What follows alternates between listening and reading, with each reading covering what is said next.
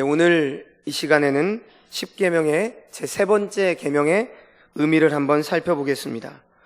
오늘 출애굽기 20장 7절 말씀은 너는 내 하나님 여호와의 이름을 망령되게 부르지 말라. 여호와는 그의 이름을 망령되게 부르는 자를 죄 없다 하지 아니하리라. 이렇게 말씀하고 있습니다. 방금 읽은 말씀을 보면 오늘 세 번째 계명은 하나님의 이름과 관련해서 주어진 명령으로서 이 계명은 여호와의 이름을 망령되이 일컫지 말 것을 우리들에게 명령하고 있습니다. 자, 그렇다면 과연 하나님의 이름을 망령되게 부른다는 것은 무슨 뜻일까요? 히브리어 원문으로 망령이라고 하는 단어를 쏴부라고 합니다. 자, 그런데 이 단어의 뜻을 살펴보면 헛되게, 무익하게, 거짓되이, 함부로, 욕되게, 가볍게, 모욕적으로, 무가치하게 라고 하는 뜻을 가지고 있습니다. 즉, 어떠한 존경심이 없이, 두려움이 없이 함부로 남용하거나 남발하여 그 이름을 더럽히지 말라는 경고의 표현인 것입니다. 구약의 이스라엘 백성에게 있어 이름은 유달리 중요한 의미를 지니고 있었습니다. 성경에 등장하는 수많은 이름들은 그 사람들의 특성을 잘 드러내고 있음을 알 수가 있습니다. 여호수아는 구원자를 뜻하고 엘리야는 여호와는 하나님이시다 라고 하는 뜻이며 신약 시대 때 돌에 맞아 죽은 스데반 집사의 이름은 면류관을 의미합니다. 이스라엘 백성들은 하나님의 이름을 여러 가지로 불렀습니다. 구약 성경에서 하나님으로 가장 많이 번역되는 이름은 엘로힘이라고 하는 단어입니다. 그런데 이 엘이라고 하는 명칭이 힘, 능력, 강한의 뜻을 가진 말로 당시 가나안 주변 여러 나라에서 전능하신 하나님을 포함해서 일반적으로 신에 대한 존재를 언급할 때 사용했던 말입니다. 그리고 엘로힘은 엘의 복수형인데 생명의 힘이라는 뜻으로 전능하신 하나님을 가리키는 표현입니다. 그 밖에도 이 엘이라고 하는 것이 포함된 명칭이 여럿이 있죠. 몇 가지만 말씀을 드리면 엘로이 아십니까? 보고 계시는 하나님. 엘샤다이 많이 들어보셨죠? 모든 것에 넉넉하시고 전능하신 하나님. 엘리온 지극히 높으신 하나님. 이러한 이름 등이 있습니다. 구약 성경에서 가장 빈번하게 사용되어지는 하나님의 이름은 여호와입니다. 총 6823번이 쓰여졌다고 합니다. 그런데 이 이름은 엘로힘과 함께 복합되어서 많이 사용되고 있는데요. 제3계명의 하나님 여호와가 바로 엘로힘 여호와인 것입니다. 그런데 여호와라고 하는 이름은 존재하다라는 의미의 말에서 유래됐다고 합니다. 그래서 이 이름은 하나님께서 사람에게 가르쳐 주신 대표적인 이름으로서 스스로 존재하는 자라고 하는 뜻을 표현하는 표현이 됩니다. 그런데 이스라엘의 하나님을 가리키는 이 히브리 낱말의 발음은 여호와이기보다는 야훼라고 하는 이름이 더 발음이나 더 타당성이 더 크다고 합니다. 그래서 순복음인가요? 순복음 교단은 야훼라고 하는 말을 씁니다. 자, 어찌됐든 여러분, 이름이라고 하는 건 대개 대상과 성품과 인격을 대변합니다. 저도 성일이라는 이름이 있습니다. 거룩할 성이 아니죠. 이룰 성자에 한 일자. 그래서 하나를 이룬다라고 하는 그러한 의미로 저희 부모님이 저에게 지어주신 이름입니다. 아마 여러분들도 다 이름에 대한 뜻을 다 알고 계실 것입니다. 그 이름은 바로 대상과 성품과 인격을 반영할지 못할지라도 저를 봤을 때에는, 그러나 그렇게 되기를 소망하는 마음으로 부모님들이 붙여주기도 합니다. 자, 때문에 여호와의 이름은 결국 우리가 그냥 단순한 이름으로 접하는 것이 아니고 하나님의 속성과 성품과 인격, 즉 하나님의 본질을 가리키고 있다고 우리는 알 수 있는 것이죠. 그리고 하나님의 모든 이름들은 한 목적을 가지고 있는데 그것은 하나님의 특성과 능력을 표현하고 있는 것입니다. 다시 말해서 하나님의 이름은 하나님 자신을 드러내는 표현이 된다는 것이죠.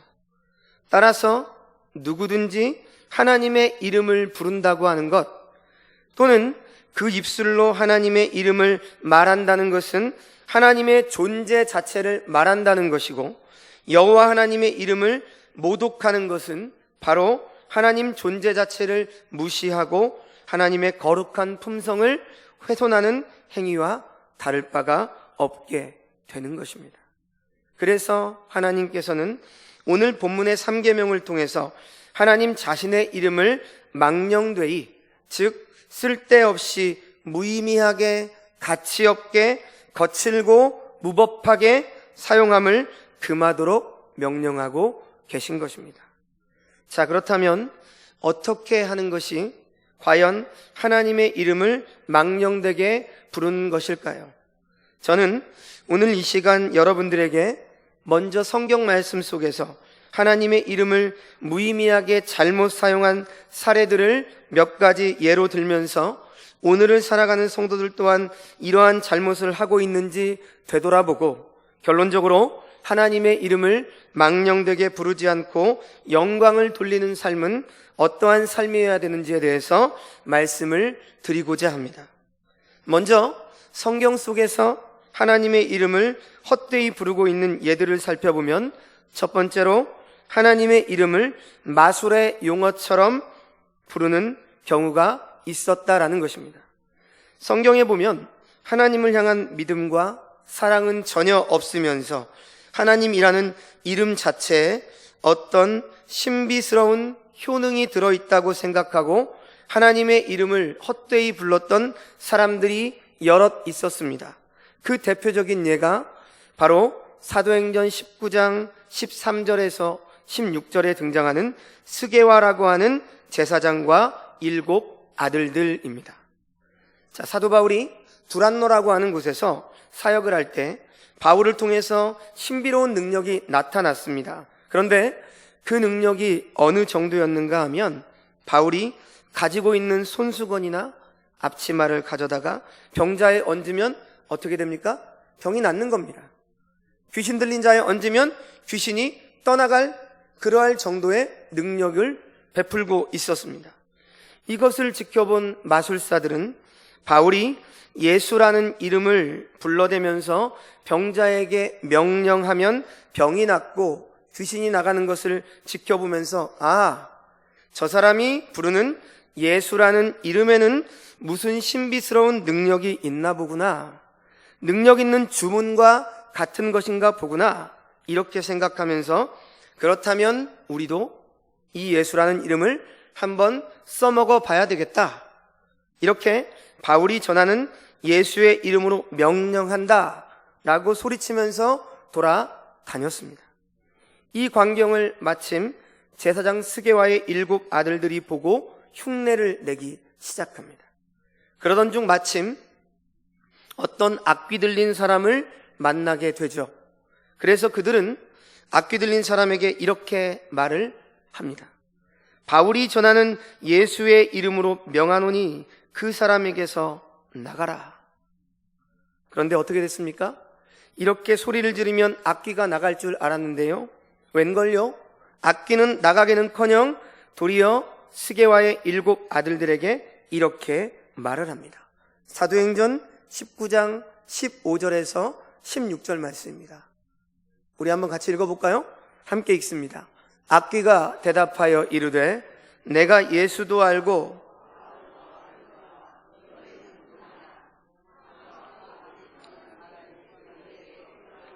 눌러 이기니 그들이 상하여 벗은 몸으로 그 집에서 도망하는지라. 여러분, 왜 사도 바울이 예수라는 이름을 부르면 병도 낫고 악귀도 쫓겨나는데 스게와의 7 아들들은 오히려 악귀에게 눌림을 당하고 말았을까요? 그것은 바로 예수 그리스도의 이름을 잘못 사용했기 때문입니다. 스게와의 7 아들들은 3가지 점에서 하나님의 이름을 헛되이 잘못 사용했습니다. 첫째로, 이들은 예수라고 하는 이름을 부를 때 예수님에 대한 바른 믿음이 없이 그 이름을 불렀기 때문입니다. 그들은 예수님이 어떠한 분이셨는지, 어떤 사역을 하셨으며 예수님을 믿는 믿음으로 구원을 받는다는 그러한 바른 믿음이 없었던 자들입니다. 그들이 예수의 이름을 따라 부른 이유는 오직 바울의 그러한 능력이 부러웠기 때문입니다. 그래서 흉내를 내고자 하는 믿음이 없는 행동이었기 때문이죠. 둘째로, 이들은 예수의 능력이 예수의 이름 그 자체에 있는 것으로 오해했습니다. 여러분, 예수님에 대한 바른 지식과 그 지식을 통한 믿음이 없이 예수의 이름을 주문처럼 부르는 것은 그 이름을 망령되이 부르는 것입니다. 바로 스게와의 아들들은 예수님에 대한 믿음과 사랑이 없는 공허한 마음으로 예수의 이름을 주문처럼 불렀기 때문에 제 아무리 예수라고 하는 이름을 소리쳐 부른다 할지라도 믿음의 역사가 일어나지 않았던 것이죠. 셋째로, 이들은 자기들의 이기적인 목적을 달성하기 위해 예수의 이름을 이용하려 했습니다. 여러분, 예수라고 하는 이름은 인간이 필요할 때 함부로 사용하는 도구가 아닙니다. 경배를 받아야 될 거룩한 이름인 것입니다. 저는 이 설교를 준비하면서 오늘날 한국교회에서 많은 기도를 할 때, 특별히 어떠한 치유를 위한 기도나 더러는 귀신을 쫓기 위해서 기도할 때, 오늘 스게와의 7 아들들처럼 주문처럼 예수님의 이름을 사용하고 있는 경우가 있지 않은지 조심스럽게 생각을 해보게 됩니다. 우리는 믿음도 하나님에 대한 바른 지식을 알려고 하지 않고 무조건 병이 낫기 위해서 예수의 이름으로 명하노니 떠날지어다, 예수의 이름으로 말하노니 떠나가라, 내 자신에게 외칩니다. 그러나 우리의 믿음을 생각해 봐야 된다는 거죠. 믿음 없이 함부로 주님의 이름을 부르는 것은 주님의 이름을 망령되이 부를 수 있는 그러한 죄된 행동이 될 수 있는 것입니다. 우리가 기도를 할 때도 마찬가지입니다. 보통 통성 기도를 할 때 주여 3창을 하거나, 우리가 잠시 후에 말씀을 마치고 함께 기도할 때 주여라고 하는 주님의 이름을 부를 겁니다. 그런데 정말로 그 앞에 기도하기 전에 우리가 주여라고 하고 부르는 것은 그냥 추임새처럼 기도하기 전에 준비의 구호처럼 불러서는 안 된다는 것이죠. 왜 우리가 주님의 이름을 부르며 기도합니까? 주님은 전능하시고, 주님은 나의 기도를 들으시고, 주님은 이 시간 나와 함께 하시고, 우리의 아픔을 하시고, 우리의 신음을 하시고, 우리의 기도를 들으실 만군의 여호와 하나님이심을 내가 믿기 때문에 그 주님의 이름을 의지하고 나아갑니다. 이러한 믿음의 고백으로 우리는 주여라고 부르짖을 수 있어야 됩니다. 그런데 한국교회의 많은 기도 시간에 마치, 저도 그랬어요, 주님이라고 하는 그 이름을 마치 기도하기 전에 하나의 통상 의례적으로 추임새처럼 부르고 있는 우리들의 모습은 아닌지 반성해 보게 됩니다. 사도 바울은 고린도후서 12장 7절에서 주께서 자신의 육체의 가시를 주셨다고 고백했습니다. 사도 바울은 사탄의 사자가 자신에게서 떠나가게 해달라고 3번이나 주께 간구했다고 고백했습니다. 자신이 직접 자신의 몸에 있는 사탄을 예수의 이름으로 꾸짖었다는 말이 기록되어 있지 않습니다. 그런데 요즘은 자신의 몸에 있는 마귀를 쫓아내야 된다는 식으로 기도하고 가르치는 경우를 보게 됩니다. 이것은 성경적으로 바른 기도의 태도가 아닐 것입니다. 우리는 예수 그리스도의 이름을 겸손히 부르며 예수님의 이름으로 기도하는 것입니다. 예수를 기도의 도구로 이용하는 것이 아니라 이 기도를 중보하셔서 하나님 앞에 바치게 하는 예수 그리스도께 부탁하는 것입니다. 나의 병이 낫게 해달라고, 우리 교회의 형편이 낫게 해달라고, 우리의 상황이 나아지게 해달라고 주님께 부탁하는 것이지, 주님께 명령하듯이 그렇게 기도하는 것이 아니라고 저는 생각합니다. 그렇다면 바울이나 베드로와 같은 사도들이 그렇게 명하면서 기도했지 않습니까? 이렇게 기도할 수 있었던 것은 어떻게 볼 수 있는 것일까요? 이러한 예수의 이름을 선포하는 행위는 초대교회 사도들에게 복음을 전파하기 위해서 주신 사도권으로 보아야 합니다. 목사는 지금 현재 사도가 아닙니다. 사도의 직임을 어느 정도 감당하고 있을지 모르겠으나 사도와 똑같지는 않습니다. 사도는 초대교회 이후에 폐해졌습니다. 성경이 완성되면서 사도의 직분은 폐해졌단 말입니다. 그러므로 지금도 어떤 직통계시나 내가 예수님의 음성을 들어서 이렇게 하라고 명령했다라고 하는 사람이 있다면 저는 100% 거짓 선지자라고 생각합니다. 왜냐하면 우리에게 지난 우리 주일 오후 예배 때도 말씀을 드렸죠. 말씀을 더하거나 제하는 것은 하나님 앞에 저주를 받기에 충분한 불신앙의 행위가 되기 때문입니다. 이것을 잘못 적용해서 오늘날 마치 내 자신이 사도인 것처럼 예수의 이름을 명하며 함부로 외치는 행위는 바른 기도의 태도가 아닐 것입니다. 우리의 기도는 항상 하나님 앞에 겸손함으로 우리의 중보자 되시는 예수 그리스도의 이름으로 구해야 되는 것이기 때문입니다. 다음으로 두 번째로 하나님의 이름을 헛되이 부르는 예를 살펴보면 하나님이 말씀하지 않은 것을 하나님의 말씀으로 전했던 경우를 볼 수 있습니다. 자, 구약 성경을 보시면 하나님께서 말씀하시지 않은 예언을 마치 자신이 진짜 하나님의 예언을 받은 사람처럼 하나님의 이름으로 말한 사람들이 나오는데 이것은 하나님의 이름에 중대한 손상을 가하는 행동입니다. 열왕기상 22장을 보시면 아하방이 아람 나라에 속한 길르앗 라못이라고 하는 성을 탈환하기 위해서 전쟁에 나가려고 했을 때 선지자들을 불러서 하나님의 뜻이 어디 있는지 알아보려고 했습니다. 그때 시드기야라고 하는 거짓 선지자와 많은 선지자들은 하나님이 말씀하셨다라고 하면서 아람왕과 전투를 하면 반드시 승리할 것이라고 말합니다. 그러나 이와 반대로 미가야라고 하는 참 선지자는 그 전투를 하면 아하방은 반드시 죽임을 당하고 패할 것이라고 정반대로 예언을 하면서 승리를 주장한 선지자들은 거짓말을 하는 영을 받은 자들이라고 비판을 합니다. 예레미야 14장 15절에서는 이렇게 말씀하고 있습니다.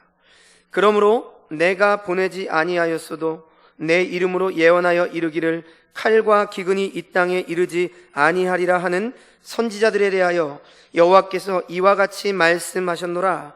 그 선지자들은 칼과 기근에 멸망할 것이요. 성도 여러분, 하나님은 자신이 하지도 않은 말을 자신의 이름을 걸고 전하는 행동을 결코 용납하지 않으십니다. 그리고 이에 대한 징계를 반드시 내리시는 분이십니다. 하나님께서는 자신의 이름을 망령되게 부르며 예언의 말씀을 전하는 거짓 선지자들에게 무서운 형벌을 내리실 것을 말씀을 통해 분명히 말씀하셨습니다. 자, 우리는 이 말씀을 통해서 하나님의 백성된 성도들은 비록 본의가 아니라 할지라도 하나님의 말씀에 분명히 기록되어 있지 않는 말씀이나 어떤 일을 하나님이 말씀한 것처럼 잘못 말하는 일이 없도록 언제나 주의해야 될 필요가 있습니다. 특별히 하나님의 말씀을 전하는 목회자에게는 더더욱 이 점을 명심하며 하나님의 말씀을 자신의 임의대로 전해서는 안 될 것입니다. 그리고 어떤 말씀이라도 더하거나 빼는 일이 없도록 항상 깨어 있어야 될 것입니다. 다음으로 세 번째로 하나님의 이름을 헛되이 부르는 예를 살펴보면 하나님의 이름을 도용해서 거짓으로 맹세하는 것을 볼 수 있습니다. 레위기 19장 12절 말씀은 우리에게 이렇게 증거하고 있습니다. 우리 한번 같이 읽어볼까요? 너희는 내 이름으로 거짓 맹세함으로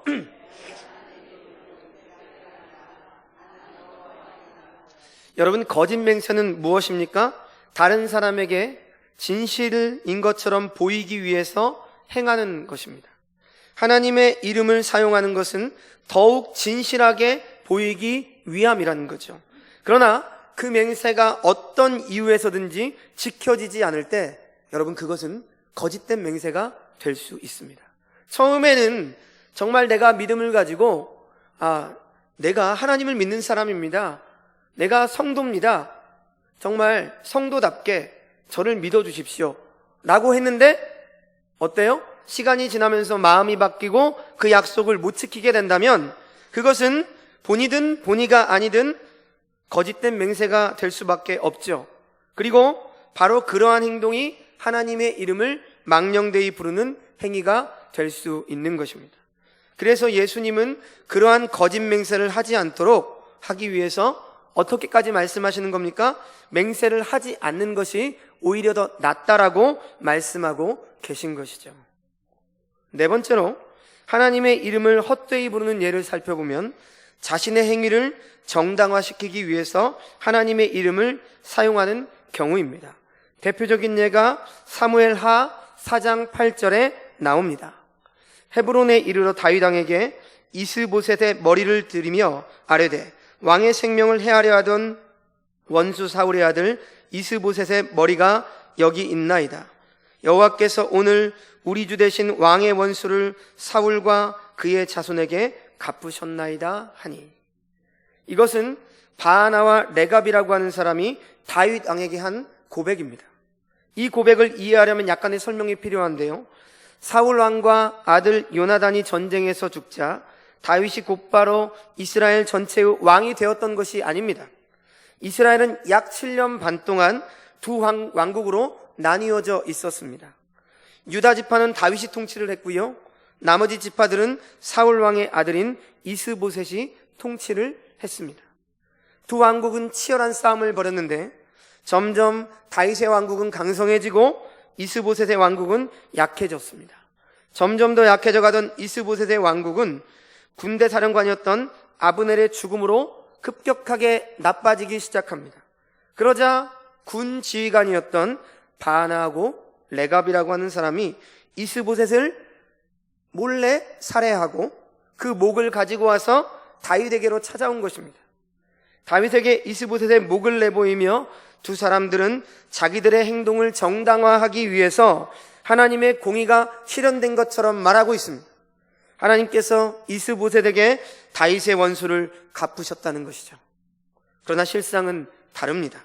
실상은 두 장수가 몰락하는 왕국에서 자신들이 살아남고 그렇게 또 투항하고 목을 가지고 가면 다윗에게 칭찬을 받고 또 다윗의 왕국에서 어떠한 한 자리를 맡지 않을까라고 하는 그러한 흑심이 있었기 때문에 그러한 욕심으로 자기가 섬기던 왕을 죽인 것이죠.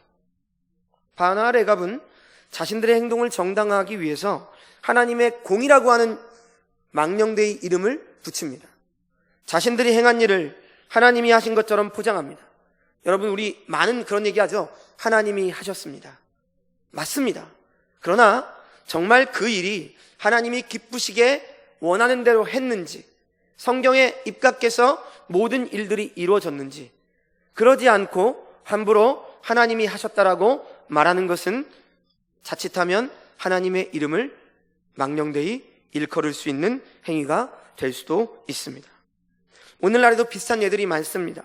남아프리카 공화국에서는 백인이 하나님의 선택을 받은 백성입니다.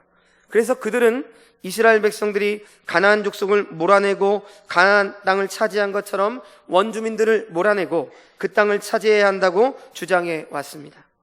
백인들의 이기적인 욕심을 정당화시키기 위해 하나님과 성경이 동원된 것입니다. 하나님은 분명 백인만의 하나님이 아니고 흑인들과 유색 인종들의 하나님이시기도 한데 마치 백인들만의 하나님인 것처럼 그렇게 자기 이익과 목적을 위해 하나님을 이용합니다. 이런 비슷한 예는 얼마든지 찾아볼 수 있습니다. 독일 교회는 나치의 이데올로기를 정당화시키는데 하나님의 이름을 사용했습니다. 중세의 십자군 전쟁도 마찬가지입니다. 중세의 십자군은 하나님의 이름으로 사람들을 살인하고 도둑질했으며 심지어 여성들을 강간했습니다.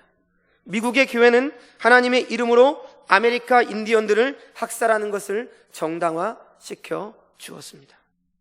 우리에게도 비슷한 슬픔의 역사가 있습니다. 일제강점기에 한국교회는 일본의 제국주의의 침략과 신사참대에 대한 정당성을 이끌어내기 위해서 하나님의 이름으로 사용했습니다. 또 냉전시대 한국교회는 공산주의를 배격하고 자본주의를 옹호하기 위해서 하나님의 이름을 사용했고, 또 전두환 정권이 들어섰을 때 조찬기도회를 하면서 하나님이 택한 장군이라고까지 목회자들이 기도했습니다. 교회사에 등장하는 많은 교회들이 많은 사람들을 추앙하거나 화형을 시킬 때 하나님을 위해서 그 일을 한다고 주장했습니다. 그런데 실제로는 추방을 당한 사람들 중에 오히려 하나님을 진실한 마음으로 따랐던 사람들이 많았음을 보게 됩니다. 따라서 우리들은 내가 정말로 하나님이 원하시고 하나님을 위하는 일을 하고 있는 것인지, 아니면 하나님의 이름을 내세우고는 있지만 사실은 자기의 욕심과 계획과 자기의 욕망을 추구하기 위해서 하고 있는지를 항상 말씀 가운데 비춰보며 지혜롭게 분별할 줄 아는 안목을 갖추어야 되는 것입니다. 다섯 번째로, 하나님의 이름을 헛되이 부르는 예를 살펴보면 하나님의 이름을 모독하는 경우입니다. 레위기 24장 15절과 16절 말씀은 이렇게 말하고 있습니다. 함께 읽겠습니다. 너는 이스라엘 자손에게 말하여 이르라. 누구든지 그의 하나님을 저주하면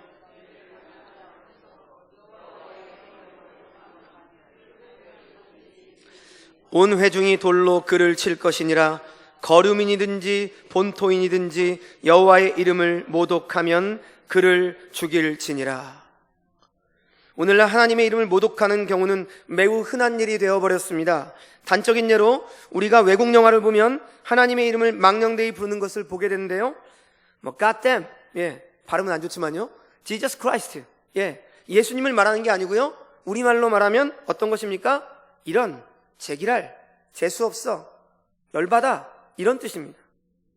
여기서 까땜이라고 하는 것은 하나님에게 저주를 이라고 하는 표현이죠. 지저스 크라이스트는 빌어먹을, 제기랄 이라고 하는 의미로 사용하는 표현입니다. 바로 이러한 표현들은 하나님의 이름을 잘못 사용하는 가장 대표적인 사례로 볼 수 있습니다. 물론 이런 표현을 하는 사람들의 의도가 고의적으로 하나님을 저주하려는 의도를 갖고 있지 않을 수도 있습니다.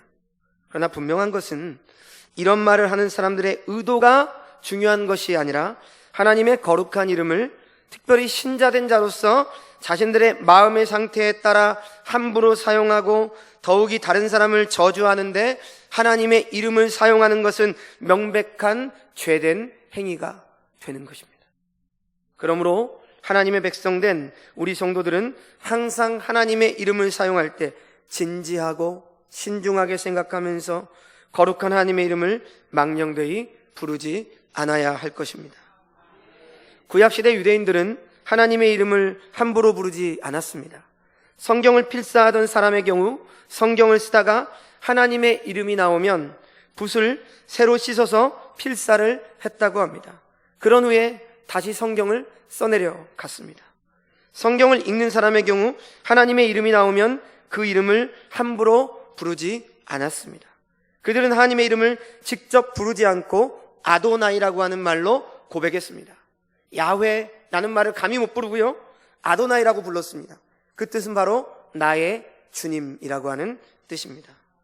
물론 오늘날 성도들은 구약의 유대인들처럼 하나님의 이름을 부르는 일에 심하게 조심할 필요는 없습니다. 우리 주님께서도 아빠, 아버지라고 부를 수 있다라고 말씀하셨습니다. 그러나 우리는 이들의 신중함과 경건함의 정신을 본받을 필요가 있습니다. 아무런 생각 없이 하나님의 이름을 말하거나 농담할 때, 우리의 불쾌한 감정이 들 때, 누군가를 미워하고 저주하는 마음을 표현할 때 하나님의 이름을 망령되이 부르지 않도록 우리는 주의해야 할 것입니다. 우리는 오늘날 하나님 아버지의 이름을 마음껏 부릅니다. 이것은 신자의 엄청난 특권입니다. 그런데요, 하나님은 우리의 아버지도 되어주시지만 만물의 아버지시고 만유의 아버지십니다. 그런데 더러는 성도님들 가운데 하나님은 오직 나만의 아버지처럼 생각하는 경우가 있습니다. 그래서 하나님의 이름을 너무나 함부로 부르고, 그리고 하나님의 이름에 걸맞는 자녀다운 삶을 살지 못하면서 하나님 앞에 함부로 고백하고 함부로 원망하고 하나님 앞에 함부로 탄원하는 그런 경향이 있습니다. 물론 육신의 아버지에게는 우리가 내 아버지이기 때문에 아버지 앞에 어떤 투정이라도 할 수 있겠죠. 하나님 앞에서도 우리는 투정을 할 수도 있습니다. 그러나 우리는 간과해서는 안 될 사실이 있습니다. 하나님은 나만의 아버지가 아니고요, 옆에 있는 성도님의 아버지기도 되고, 우리 예수비전교회 모든 성도들의 아버지가 되고, 한국교회의 모든 성도들의 아버지가 되며, 우주적으로 모든 성도들의 아버지가 되어주십니다. 그러므로 마치 하나님 아버지를 나만의 전유물처럼, 내 아버지처럼 그렇게 생각하는 것도 때로는 잘못된 생각으로 이끌어갈 수도 있습니다. 자, 지금까지 5가지 정도로 성경 속에서 하나님의 이름을 헛되이 부르는 경우를 살펴보면서 오늘을 살아가는 우리에게 주시는 교훈을 보았습니다. 자, 그렇다면 이제 결론적으로 오늘을 살아가는 성도들에게 하나님의 이름을 망령되게 부르지 않고 영광 돌리는 삶은 어떠한 삶이어야 하는지에 대해서 말씀을 드리고 마치겠습니다.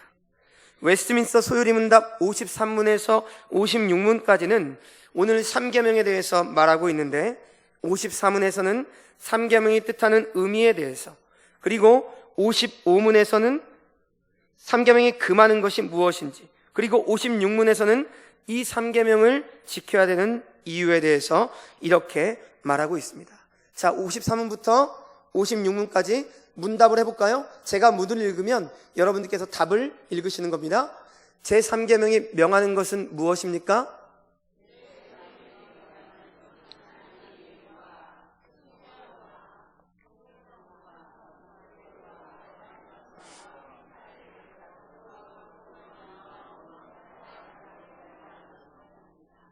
(55문) 3계명이 금하는 것은 무엇입니까?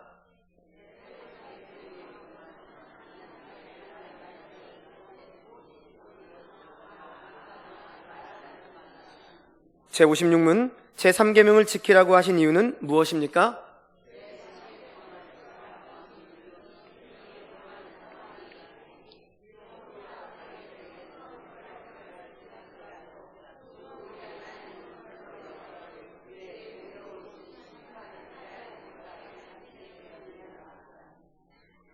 말씀을 마칩니다. 우리는 계속 10계명의 말씀을 살펴보고 있습니다. 그런데 잠깐 오늘 우리가 상고해야 될 3계명과 앞선 1계명, 2계명과의 차이점에 대해서 짚어보고 넘어가야 합니다. 제1계명은 너는 나 외에는 다른 신들을 내게 있게 말지니라, 이렇게 말했습니다. 이 말씀은 뭐라고 말씀을 드렸습니까? 우리가 경배해야 될 대상이 유일하신 하나님이심을 말씀하고 있습니다. 그리고 제2계명은 너를 위하여 새긴 우상을 만들지 말라고 했습니다. 이 말씀은 경배의 대상에 대해서 말씀하고 있습니다. 오늘 우리가 살펴본 제3계명은 너의 하나님 여호와의 이름을 망령되게 부르지 말라는 명령입니다. 이것은 바로 하나님의 백성들이 살아가는 태도를 가리키는 것입니다. 어떠한 태도로 하나님 앞에서 살아가야 될 것인지에 대해서 말해주는 것이죠. 즉, 이 세 계명을 간단히 정리해서 말씀을 드린다면, 제1계명은 예배의 대상 대신 오직 하나님 한 분을 말하는 것이고, 제2계명은 예배의 방법에 대해서 오직 한 분이신 하나님을 어떻게 예배해야 되는가, 제3계명은 예배를 드리는 자의 태도에 대해서 명령하고 있다는 것입니다. 그렇다면 예배를 드리는 자의 태도는 어떠해야 되겠습니까? 오늘을 살아가는 모든 그리스도인들은 공적인 예배 시간에 우리의 진실한 믿음의 태도로 하나님의 이름을 부르며 예배해야 합니다. 또한 우리의 생활의 예배 생활 속에서도 항상 하나님의 자녀로서 거룩함을 좇아 살아가야 합니다. 즉, 이 두 가지를 종합해서 한 문장으로 표현한다면 하나님의 백성된 성도들은 범사에 하나님을 인정하며 살아가야 한다는 것이죠. 오늘 이 삼계명의 핵심은 바로 지금 하나님께서 나와 함께 계시고 나와 동행하신다는 믿음으로 살아가야 함을 말씀하고 있는 것입니다. 그러므로 우리는 하나님과 동행하는 삶을 살기 위해 말과 행동을 더욱 조심하는 사람이 되어야 되는 것입니다. 그런데 우리의 삶은 어떻죠? 우리는 범사에 우리의 삶을 자세히 보면 우리는 이 사실을 항상 인정하지 않고 살아가는 것을 알 수 있습니다. 우리는 장소에 따라 하나님을 인정했다가 부인했다가를 반복합니다. 그래서 청교도 가운데 한 사람이었던 스티븐 찬옥이라고 하는 목사님은 그가 살던 시대의 사람들을 이렇게 말했습니다. 한번 들어보십시오. 식탁에서는 그리스도인으로, 상점에서는 이교도로, 서재에서는 사탄으로 행동하는 이들을 보면 통탄을 금할 수 없다. 여러분, 그때나 지금이나 많은 이들이 자신의 상황에 따라 하나님을 때로는 인정하고 때로는 인정치 않습니다. 교회 안에서의 삶과 교회 밖에서의 삶이 다른 것입니다. 다름에도 하나도 불편하지 않아요. 또한 평소에 자신의 생활에 어떠한 어려움이 없이 평탄하고 모든 일이 잘 풀려나갈 때 많은 사람들은 하나님의 이름을 잊고 살아갑니다. 그러다가 자신의 삶이 갑자기 어려울 때에만 하나님의 이름을 부르며 도움을 구합니다. 잘못됐다는 게 아닙니다. 또한 어떠한 죄를 지을 때 하나님을 철저히 무시하고 외면하기도 합니다. 이것쯤이야, 이 정도야. 바로 성도로서 이러한 태도는 하나님을 범사에 인정하지 않는 망령된 행동인 것입니다. 사도 바울은 빌립보서 2장 9절에서 11절에서 이렇게 우리들에게 말씀하고 있습니다. 이러므로 하나님이 그를 지극히 높여 모든 이름 위에 뛰어난 이름을 주사 하늘에 있는 자들과 땅에 있는 자들과 땅 아래에 있는 자들로 모든 무릎을 예수의 이름에 꿇게 하시고 모든 입으로 예수 그리스도를 주라 시인하여 하나님 아버지께 영광을 돌리게 하셨느니라. 아멘. 사랑하는 여러분, 저와 여러분은 하나님의 백성된 성도들입니다.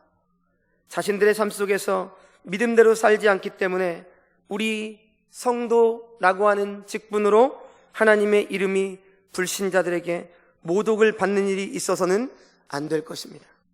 하나님께 부름받은 자로서의 우리의 삶이 이웃에게는 우리가 섬기는 하나님을 나타내는 거울이 되는 것입니다. 따라서 우리의 말과 행동을 통해 그분의 이름을 영화롭게 하기 위해서 할 수 있는 모든 것을 다 할 수 있는 것이 우리 신자의 의무인 것입니다. 하나님의 자녀다운 태도로 이 땅을 살아가는 주의 복된 백성들 되시길 주님의 이름으로 축원을 드립니다. 우리 이 시간 함께 잠시 통성으로 기도하겠습니다. 자, 첫 번째로